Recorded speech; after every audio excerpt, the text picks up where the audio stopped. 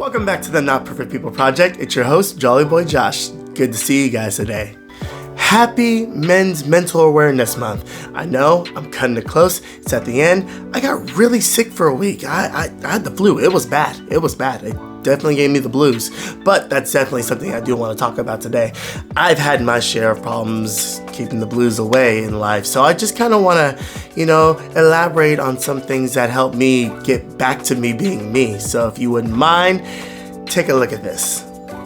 You see, most of the problems we have in our life are caused by us. You ever look in the mirror, you see that person? That's probably the person that causes most of your problems. Accountability, guys. But I digress. I just want to share some tips and just help growth processes when it comes to getting rid of those blues or getting rid of that sadness. Let's just be honest, depression, it hits like a truck sometimes, but yet a lot of the times we don't know really what to do or how to switch that around. It doesn't matter if you're male or female watching this right now. Take some of these tips to heart. They actually may be a little bit of a help to you and maybe a little bit of a boost in your life, and I hope they do bless you as much as they bless me in my life too. Alright, listen, I don't want to sound like that old guy, but as I listen to my generation and the generation before me, I've always heard that we need to kind of face adversity in order to grow. And it's very true, because without those stopping points or like that hard place where you have to break through, you can't build character. I mean, there are great moments in life where blessings pass to you, but I feel like a lot of times now we try to ease a way out and get pseudo happiness from that. Like it's just an illusion or very, very temporary that we don't have any accomplishment or weight or worth to that.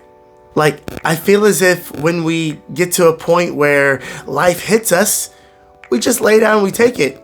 Or if not, we run away from the fight all entirely. This goes with our dreams, our hopes, our hobbies, things that we're pushing for. But the moment that we hit that hard place, we run away. And I feel like we should hit life back harder than it's hit us before. Show it who's boss at that point, if I even said that right. But we need to show life who's boss. And that's us. We need to stop looking in the mirror and saying, you know what, you're causing my problems. No, we need to start looking in the mirror and say, you know what, you're my solution. I need to change this up. I need to try something new. And I need to hit life hard. And, as we're out there punching life in the face, in the teeth, and curb stomping it, a little violent there, I'm sorry about that.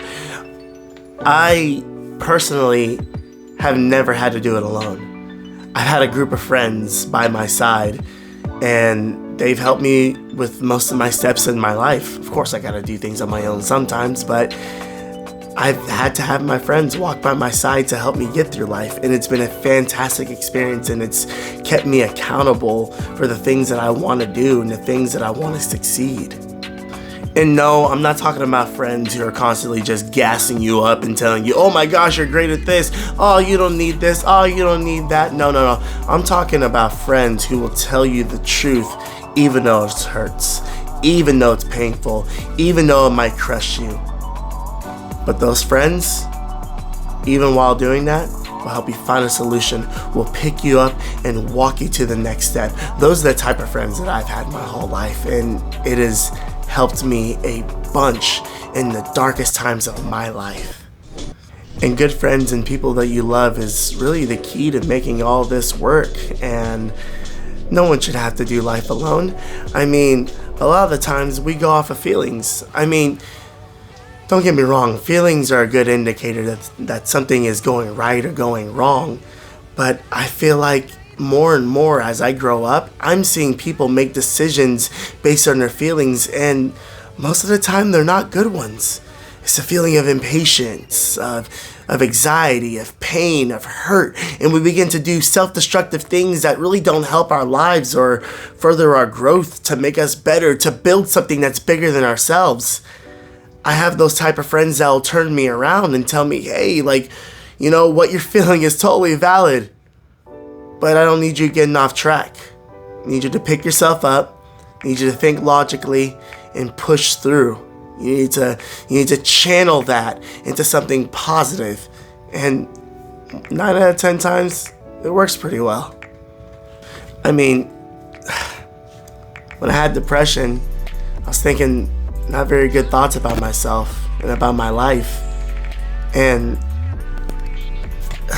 those feelings weren't good. Those feelings weren't helpful, you know?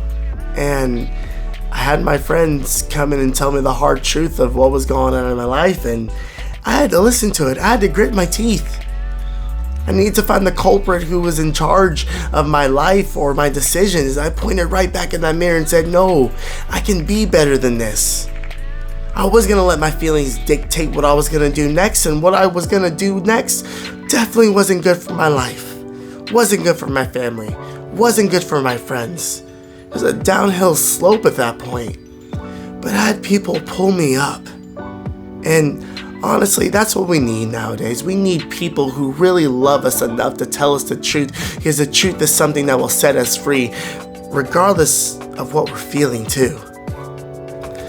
I wore my depression sometimes like a badge of honor, idolizing it and trying to justify my pain and trying to justify my action just because I went up to somebody and, oh, I'm sad, I'm depressed, I can do this, I can feel that way. I ripped that badge off once I figured out that it wasn't worth wearing, and I'd rather not wear it ever again. Of course, moments happen where it might try to creep back in, but I have my friends to pull me back in when I need it. But Josh, what if we don't have people like that? What if we're all alone? What if we live in a rural place? What if we don't have time to go out and hang out with friends? I totally get it. I totally get it. There are some situations where you can't talk to people. You don't have friends. You're new to town. You're figuring things out. You don't have a community. Go make some friends. Go try to find some people. Life is not worth doing by yourself. It's not fun that way, honestly. But if all else fails and you can't find friends and nothing's working out, regardless whether you have friends or not, it all comes back to you. It all comes back to how you want to do life. Because my friends could scream at me and talk to me till they're blue and red in the face. But ultimately, I had to make the decision each time in my life to take a step forward. And one step forward is still one step forward. And they watched me, and they guided me, and they cheered me on. But ultimately, I had to make that decision. I had to. And regardless, if you can't find that person, from the bottom of my heart, know this. I know how you feel. It hurts. You feel like you can't talk to somebody. You feel like the weight is pushing down on top of you. But I'm rooting for you in this uphill battle. Don't give up. If you ever want to talk on socials or just feel like you need to send a long rant to somebody, please send it to my DMs. I wouldn't mind reading it. I wouldn't mind giving you an answer. Please. Just know that I'm rooting for you. And back to you helping yourself in the end. Best way to help yourself is maybe even making a list. Start making mental boundaries for yourself. Create schedules. Maybe go to the gym, like on a schedule. Hang out with your closest friends or family members. Call someone on the phone. Stay offline for a little bit. That definitely does contribute to a lot of problems we have nowadays. Get away from technology. Just sit out in nature for a little bit and just enjoy being mindful, because mindfulness is the key to getting away from all this noise that's going on in your head. Because sometimes when we hear the negative things, we expect them to go in one ear and out the other. But no, sometimes it gets trapped in there and we just keep it in there. We rattle it around. Not today. Don't let that happen today. Don't be your worst enemy. Also, I don't want to overload you with everything I'm talking about. Honestly, I did go to therapy for a year and a half. I couldn't figure things out on my own. I needed somebody to walk me through them and talk me through them. It was very helpful. And a lot of people say, therapy doesn't work for me. I tried it. I tried this. I tried that. Try it again. And again. And again. It took me a few times to find the right therapist, but I did find one eventually. And she was fantastic. She still checks on me every once in a while. It's pretty awesome. And the last thing I want to talk about is, in this process, please be patient with yourself and give yourself some grace. Change isn't just done overnight. It's a process. And please know that I'm rooting for you.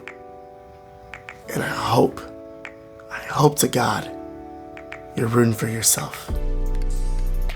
Anyway, that's it for this video. I know it's a little bit one of my darker topics. I mean, I had to come back with something a little more rough, but honestly, I think it's something that we need to talk about more often and face the facts that we're all going through something sometimes and we need a helping hand. I think is what I'm gonna call it. Help. Anyways, I love you guys. I'll see you in the next video. Peace.